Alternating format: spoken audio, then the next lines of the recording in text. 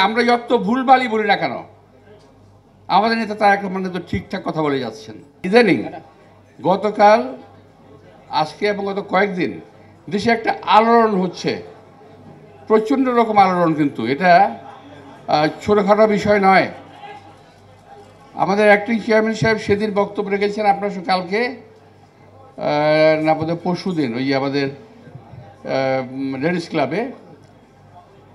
ঠিক বক্তব্যের পরপর আমি জানতে পারলাম যে এদিকে আরেকটা ঝামেলা হলো যে আমাদের ছাত্র ভাইদেরকে কে ডেকে নিয়ে গিয়েছিল, কী করেছে না করেছে ইত্যাদি ইত্যাদি। এখানে একটা ব্যাপারে সবসময় আমরা খেয়াল করেছি যে বিএনপিকে কেউ এমন একটা শিবিরে ঠেলে দেওয়ার চেষ্টা করছে যে শিবিরটা অনেকটা আওয়ামী লীগের মতো। কেউ চেষ্টা করছে, একটা দল আজকে অনেকেই বুঝে ফেলেছে কিংবা জানতে পারি, আমরা জানি না, আমরা কিন্তু বুঝি না কেন এটা করে। আমরা বলেছি আমরা নির্বাচন করব, নির্বাচনের জন্য আমরা 17 বছর লড়াই করেছি। আমাদের নেত্রী জেল খেটেছেন, পৃথিবীতে একমাত্র নেত্রী আমি বলতে পারবো যে যিনি দেশ ছেড়ে পালিয়ে যান নাই। দেশের নেতা কর্মী মাটি মানুষকে ছেড়ে তিনি পালিয়ে যান নাই। এখন তিনি আজকে তার কোনো চিকিৎসা চলছে না, যা আছে এ অবস্থা যদি আলহামদুলিল্লাহ তারা ভালো রাখেন আমরা হয়তো আরও কিছুদিন ওনাকে পাবো, কিন্তু ওনার চিকিৎসার অবস্থা নাই। তো এই একটা অবস্থা তিনি বরণ করে নিয়েছেন।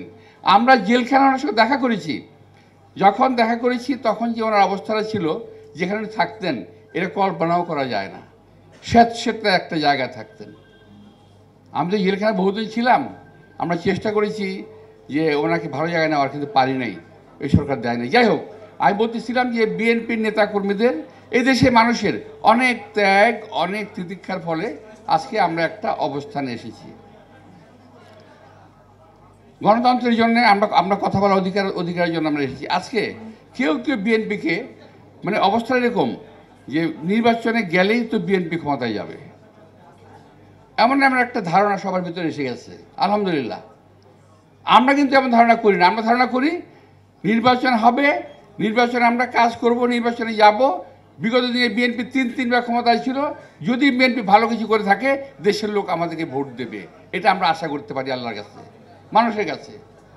জিতি ভালো, না জিতি যে আসে ক্ষমতা আসবে তাকে আমরা সালাম দেব, কিন্তু যাতে বিএনপি ক্ষমতায় আসতে না পারে।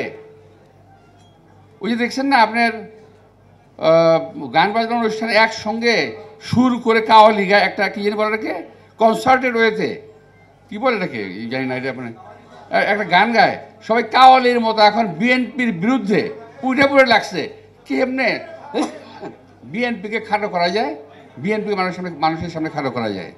কিন্তু যেখানে আমাদের নেতা, আমরা যত ভুলভালই বলি না কেন আমাদের নেতা তারেক রহমান তো ঠিকঠাক কথা বলে যাচ্ছেন, দেশে মানুষ পছন্দ করছেন। আমি যাদের সাথে কথা বলি তারাও কিন্তু কথা বলেন যে না উনি একটু ঠিকঠাক লাইন মতো আছে, কথা বলতেছেন, ভালো কথা বলতেছেন। নেতৃত্ব এস্টাবলিশড, বহু আগে বলেছিলাম যে বিএনপির নেতৃত্বের কোনো সংকট নাই। এটা আমি এখন থেকে আর 10-12 বছর আগে বলেছিলাম লেডিস ক্লাবেই, আজকেও বলি নেতৃত্বে বিএনপির কোনো সংকট নাই। সুতরাং আওয়ামী লীগের সঙ্গে আমাদের ঠেলে দেওয়ার কোনো সুযোগ নাই, যত চেষ্টাই করেন। কারণ আমরাও আওয়ামী লীগের প্রাতিষ্ঠানিক বিচার চাই। সাংগঠনিক অপরাধের জন্যে এই দেশে আইন আছে, কানুন আছে, সেই অপরাধে ওর বিচার হবে এবং সাংগঠনিকভাবে তার বিচার হতে পারে। যে আমাদের ইসলামকে যেভাবে ব্যান করা হয়েছিল হতে পারে। যারা ব্যক্তিগতভাবে চুরি চামারি করেছে, ডাকাতি করেছে, অন্যায় করেছে, লুট করেছে, এই দেশে সব কিছু শেষ করে দিয়েছে, তাদের বিচার হবে।